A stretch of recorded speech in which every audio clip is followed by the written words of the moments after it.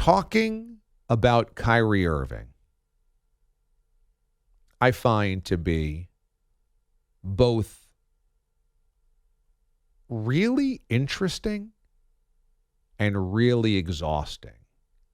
And knowing that I'm about to talk about him here, I don't blame you if you're like, ugh, more Kyrie. Click. Come on, D.A. If you're listening on fast forward, zipping forward, beep, beep, beep, beep, beep. Because we talk so much about Kyrie, specifically about non-basketball stuff. And we talk about his comments and his press conferences, his vaccination status, which kept him out of so many basketball games this year, his fighting with the fans. It's always something. And so I totally understand if you're exhausted by him. I guess I find him so intriguing, not because of his, quote, basketball genius. He's really good, but I'm grateful to say I watched 5 of the 7 greatest players of all time, at least close to their primes. And Kyrie doesn't move the needle for me the same way that watching Michael did and watching Magic did and watching Bird did and watching LeBron does, watching Kobe did, watching Shaq did. I mean, Kyrie's not even in that stratosphere. And I hear a lot of people talk about how brilliant his handle is and, you know, he's one of the greats of all time. And forget even his off-the-court stuff. He just, for me, he's good, but that's not why I'm intrigued by Kyrie. I oftentimes can be exhausted as well because the more he talks, the more he winds himself into these knots. And we all know people like this where you ask them a simple question, they just go on and on and on and on. And by the time they're done, you're like, what did you even say? So it would just behoove Kyrie if he could find a way to work on being more focused, because he oftentimes just kind of goes on and on. Now, you balance this out with Kyrie is very cognizant of his community, of doing things that he believes helps his community, of giving back, and I will never, ever discard that effort from an athlete.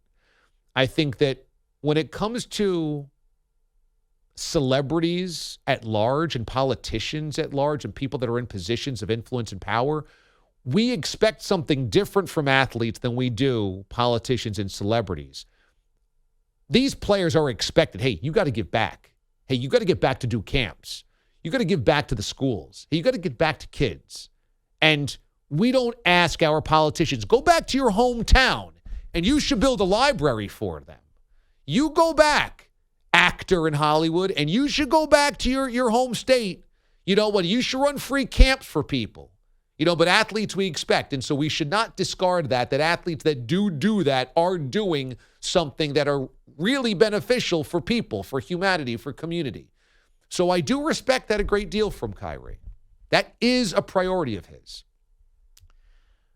But the man must be caught in some type of really blurry mind space all of the time. I oftentimes, when I hear him or I view his actions, think about a guy whose brain almost seems like it's a fishbowl. There's water all over it. Everything's kind of murky and cloudy. And because, I mean, as I said, it was, to me, such silly theater when he was fighting with the Boston Celtics fans. Because what does that accomplish? You are only trying to win a basketball game, not beat the crowd, not show 20,000 people in the stands that you were right. It's only about winning the basketball game. And ultimately what happened after game 1, when he was phenomenal and fighting with the fans and flipping the bird and all of that type of stuff, had 3 completely less than stellar, mediocre, below average games in 3 losses. So what was it for? Who did you prove right there? And how much energy did you use to try to prove people wrong, which ultimately didn't matter? So we are 9 days removed from the end of that season. 9 days removed from, in many ways, this kind of cataclysmic year for the Brooklyn Nets where Kyrie was never available. The never-ending story of, will you get vaccinated? Will New York City change its regulations? When will he play? Can he play? Will he play? Will he bend to public pressure? Can he bend to public pressure? Is it public pressure if your organization wants you to do something and you were employed by the organization to help the team win and you are kind of actively going against that even though everybody else in your locker room has decided to do that, even though they didn't believe in certain elements about the vaccine. They still did it to help the team, to help them win because that's the priority. And Kyrie was the one guy from the Nets that said, no, I'm not doing it. Combine that with Kevin Durant's injury, combine that with James Harden's unhappiness, combine that with the trade and Ben Simmons' unavailability, and the whole thing was just a bleep show. So 9 days after the bleep show ends, the best tack I would think to take is everybody just go dark. Nobody talk about this season. Nobody get into the grime of it. Nobody get in. Let's just leave that be. I would imagine Sean Marks has exit interviews with Steve Nash, with all of his guys, and goes, guys, let's just get away from hoops. We'll reset next year. Let's not get into the nitty-gritty with everybody. Let's not talk about it. Let's not do interviews about it. Just politely move on because that's in the past. Kyrie, now you don't have to worry about vaccines. Kevin Durant's healthy. We're going to have Ben Simmons hopefully back with us. Let's just turn the page here.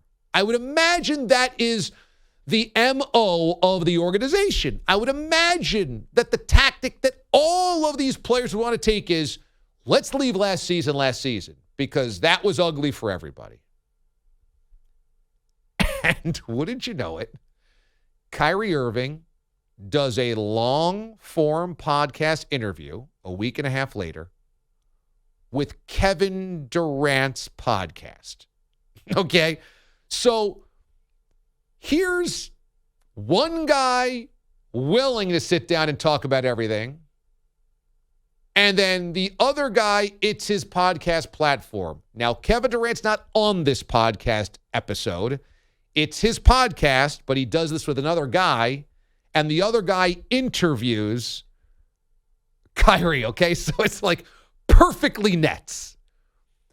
If I'm Kevin Durant, I go, you know what? Let's avoid the Kyrie podcast. And it's Kevin Durant's pod, so I would say, and guys, let's not talk about the vaccine stuff. Let's not talk about how everything went sideways last year. Let's keep this thing moving forward, stay positive, because we don't need that continuing to be a story. But either KD signed off on this or KD didn't know about this, and Kyrie did it anyway. Who knows? So Kyrie is, of course, going to go into what happened last year, and here's Kyrie's quotes. Not expecting, a mandate to be brought down in a way that it wasn't going to allow me to play at all. I had the opportunity to play away games still, but there was no plan in place. There was no vision of how it's going to work for our team, and I think that really impacted not just me but a lot of people. So, just had to sit in that hot seat for a little bit and deal with it, man. Life of a martyr, bro. So, in some ways, I think it's going to be unfair today because people will just use "Life of a Martyr, Bro" as the headline, and then people are going to just jump off of that. And it's a long, winding conversation of which I listened to quite a bit of it, and it's about more than that.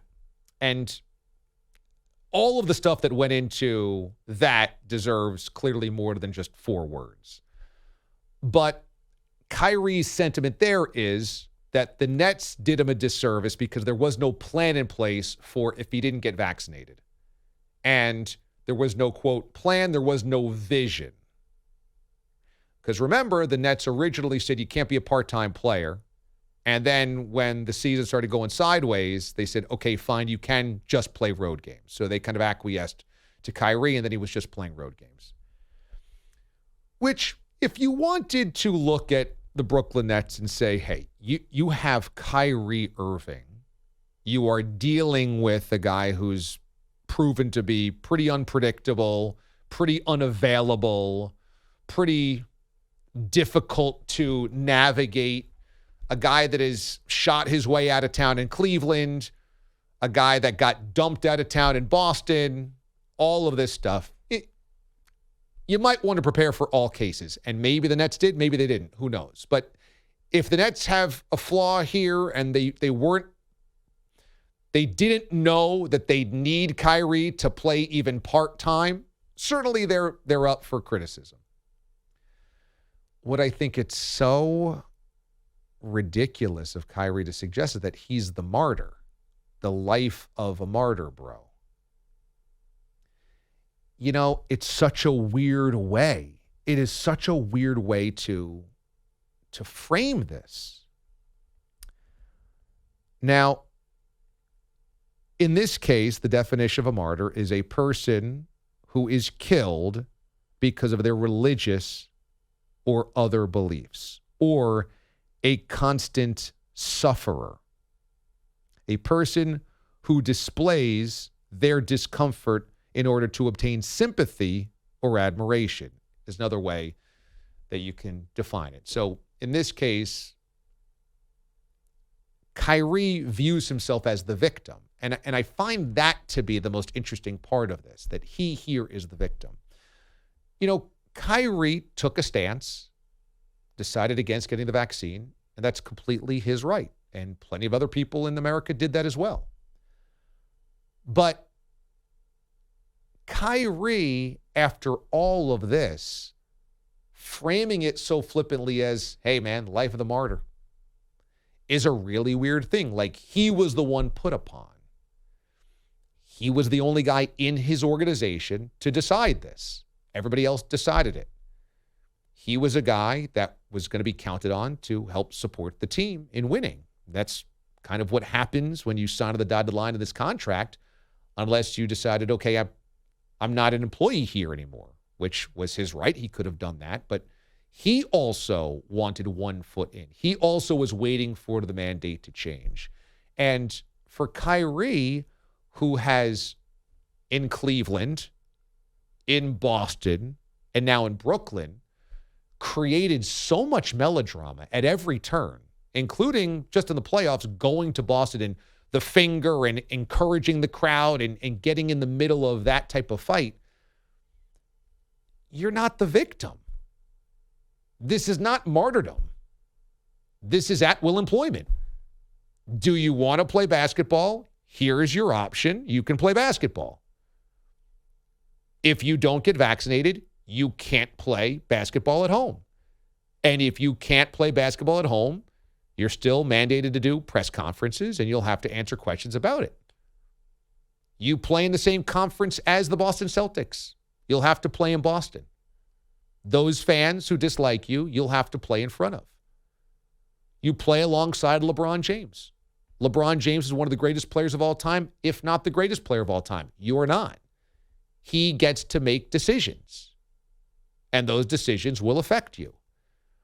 And every step along the way, this Kyrie, I've been wronged, I'm the martyr, is this kind of incredible balance of delusion along with incredible self-importance, which makes him a real dangerous guy to employ because it's unpredictable and everything is seen only through that lens.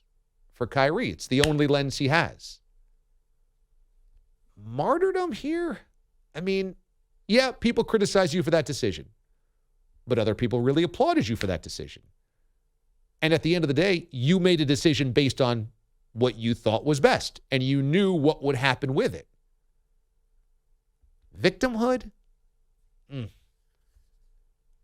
On top of saying it 9 days after the season on Kevin Durant's podcast, and knowing that the Nets are going to have to probably bring the band back together and do this again? It's exhausting. He's exhausting in kind of every way, shape, and form.